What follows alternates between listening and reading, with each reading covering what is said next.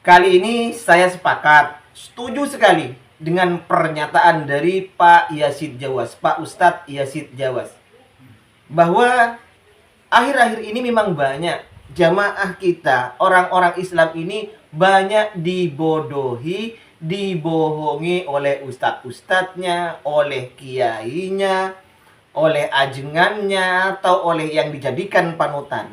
Baik Pak Yazid Jawas, mari ustadz-ustadz yang seperti itu, saya akan dukung Anda untuk membongkar ustadz-ustadz yang selalu membohongi jamaahnya itu Pak Yazid Jawas. Ayo kita bongkar bersama Pak Yazid Jawas. Setuju saya sekali terhadap Anda itu. Sekarang banyak umat Islam yang seperti itu, dibodohi. Oleh siapa? Dibodohi oleh siapa? Kok bengong lagi? Allahumma sholli ala Muhammad. Dengarkan baik-baik. Umat Islam ini dibodohi oleh siapa? Oleh siapa? Oleh ustadznya, oleh kiainya, oleh habibnya, oleh tuan guru, oleh ajengan. Dibodohi mereka. Suruh ngikut aja. Nggak pernah nanya dalilnya mana, hujahnya mana. Ya sama seperti orang Nasrani seperti itu. Pokoknya kamu ikut dogma, doktrin, nggak boleh tanya.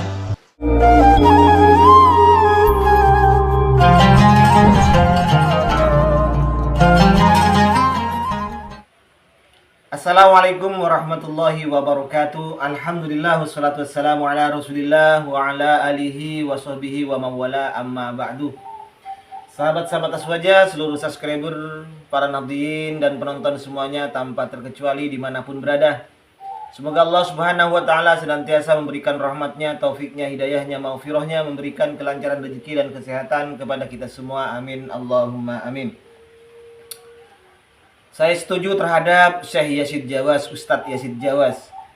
Kebanyakan para jamaah umat Islam ini dibohongi, dibodohi oleh ustadz-ustadznya, oleh kiainya, oleh ajengannya. Jadi kasihan jamaahnya yang sudah bodoh, yang sudah awam, tapi masih dibohongi dan dibodohi oleh ustadz-ustadznya. Ini contohnya ya, Pak Yazid Jawas, ternyata memang banyak Pak Yazid Jawas. Saya setuju sekarang dengan Anda itu. Banyak orang awam ini yang didakwai tipu-tipu oleh ustadznya. Contohnya ini Pak Yazid Jawas, ini ya contohnya. Perlu dalil. Nah ini alul bidah pakai dalil umum. Sama seperti sedekah. Sedekah, hadisnya umum. Kapan waktu aja kita disuruh sedekah. Kecuali ada nas yang menyebutkan di situlah tempat barokah. Umpamanya Nabi menyebutkan tentang bulan Ramadan, syahrun mubarak. Bulan yang diberkahi Allah. Dianjurkan kita banyak melakukan ketaatan termasuk sedekah. Ramadan. Ada nas gitu. Secara umum selama Ramadan. Tapi tentang sedekah Jumat enggak ada. Atau dari zaman salafus saleh. Kalau ada Nabi sudah lakukan. Nabi sudah sampaikan kepada sahabat, ini Jumat sedekah, enggak ada nas. Bahkan Nabi melarang orang untuk mengadakan sholat malam di malam Jumat khusus. La takhtassu yaumal jumu'ah, la takhtassu lailatul jumu'ah biqiyamin min bainil layali. Pak Yazid Jawas, ustadz yang barusan itu telah membodohi dan membohongi jamaahnya bahwa tidak ada sedekah Jumat. Tidak pernah dicontohkan oleh para sahabat mengkhususkan hari Jumat untuk bersedekah. Tidak ada katanya. Ini berbohong Pak Yazid Jawas. Kenapa saya katakan berbohong? Karena ini ada dalilnya ini.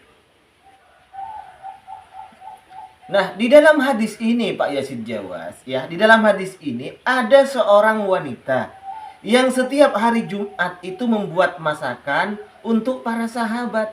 Dan sahabat selalu menunggu-nunggu, selalu menanti-nanti kedatangan hari Jumat. Tujuannya apa? Karena sedekahnya orang perempuan itu Pak Yazid Jawas. Jadi si perempuan di zaman Rasulullah ini, di zaman sahabat ini selalu mengkhususkan membuat makanan untuk para sahabat untuk bersedekah di hari Jumat. Dan inilah yang ditunggu-tunggu oleh para sahabat. Bohong Ustadz itu ya Pak Yazid Jawas, yang mengatakan bahwa tidak ada sedekah hari Jumat, Jumat berkah. Bohong itu Pak Yazid Jawas, kasihan jamaahnya dibohongi. Kemudian juga di hari Jumat Bapak Ibu sekalian, apapun yang Bapak Ibu keluarkan dalam bentuk sedekah, ya, itu paling besar pahalanya.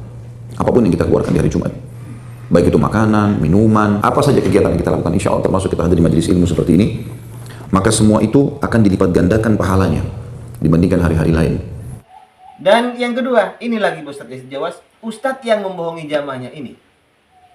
Apa hukumnya seorang muslim baca Al-Quran di kuburan? Ini yang oleh Imam Syafi'i rahimahullah ditentang keras.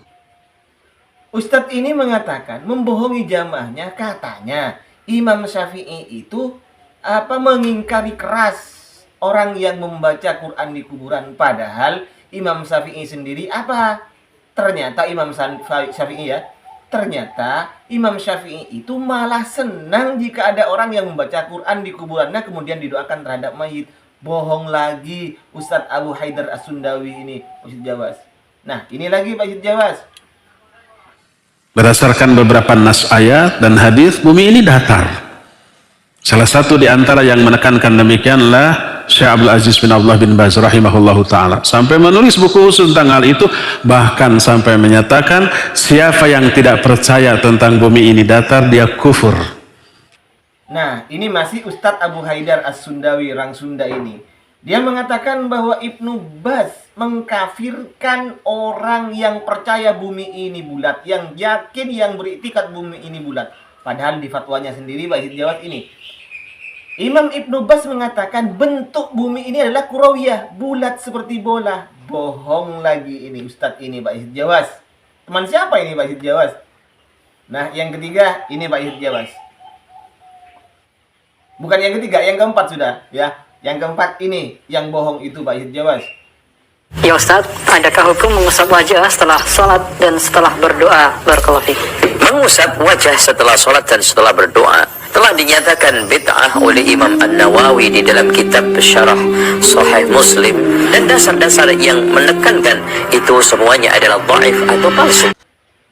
Ustadz Zainal Abidin yang barusan itu Pak Yasid mengatakan bahwa Imam Nawawi rahimahullah membid'ahkan mengusap wajah setelah berdoa dan setelah sholat. Ternyata ini kitabnya Imam Nawawi sendiri. Imam Nawawi itu malah menganggap mustahab, disunnahkan untuk berdoa karena itu termasuk adab berdoa, yaitu mengangkat tangan kemudian mengusap wajahnya. Dan juga setelah sholat Pak Yasid Jawas ini di kitabnya Imam Nawawi. Sementara Pak Zainal Abidin ini mengatakan Imam Nawawi katanya membid'ahkan. Bohong lagi ya Pak Yasid Jawas. Teman siapa ini Pak Yasid Jawas? Dan itu contohnya dulu ya Pak Ustadz Yasid Jawas, contohnya itu dulu. Orang atau ustadz yang suka membohongi dan suka membodohi terhadap jamaahnya. Sebenarnya banyak sih Pak Yasid Jawas orang-orang yang seperti itu. Saya tidak menyatakan bahwa dari kalangan apa, Salafi, Wahabi, atau Nahdien sendiri jika berbohong, ya bohong namanya dosa Pak Yasid Jawas ya.